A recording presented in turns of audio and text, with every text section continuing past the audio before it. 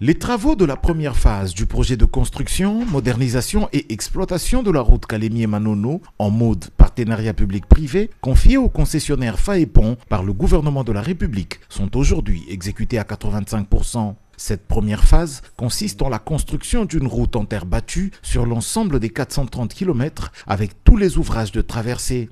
La première semaine du mois d'août 2026, le directeur provincial de la CGT Tanganyika, l'ingénieur Kennedy Sea, y a effectué une mission d'inspection dans le but d'évaluer l'état d'avancement physique du projet, la conformité technique des ouvrages réalisés, ainsi que les travaux restants à exécuter. Le constat indique un taux global d'exécution estimé à 85% pour cette première phase. L'itinérance a également permis l'inspection de 6 ouvrages d'art concernés par une réception technique prochaine, à savoir le pont Kiambi, long de 320 mètres, qui franchit la rivière Luapula et qui est désormais en béton, le pont Mbayo, long de 44 mètres, 2 ponts de 22 mètres et 2 autres de 18 mètres. Les ouvrages visités présentent un niveau d'achèvement satisfaisant et des caractéristiques techniques conformes aux exigences du projet. Les travaux résiduels concernent principalement l'achèvement des murs de protection, notamment sur le pont Kiambi.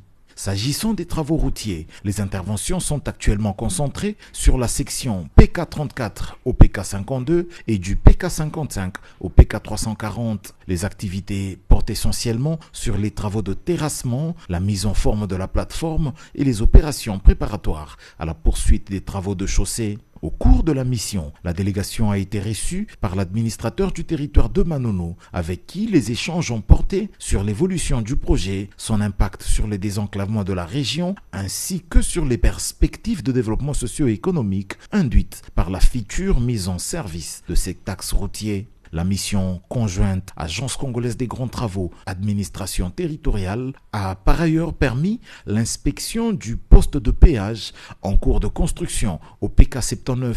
C'est l'un des points de perception des droits de passage sur cette route dont la modernisation interviendra à fin 2026 après la livraison de la première phase prévue pour novembre de la même année. Il faut ici dire que pour réussir la construction de tous les 430 km de cette route, le concessionnaire Faépon a mobilisé 3 sous-traitants à qui ont été confiés les 3 lots de 430 km. CREC 7 s'occupe du PK0 au PK107 et du PK255 au PK300, soit un linéaire total de 152 km avec 43 ouvrages de traversée, dont des dallots, des buses et 2 ponts. Zengway Technic Corporation SARL s'occupe du PK107 au PK255 et du PK300 au PK340, représentant un linéaire cumulé d'un peu plus de 187 km avec 90 ouvrages de traversée, dont des dallots, des buses et 4 ponts.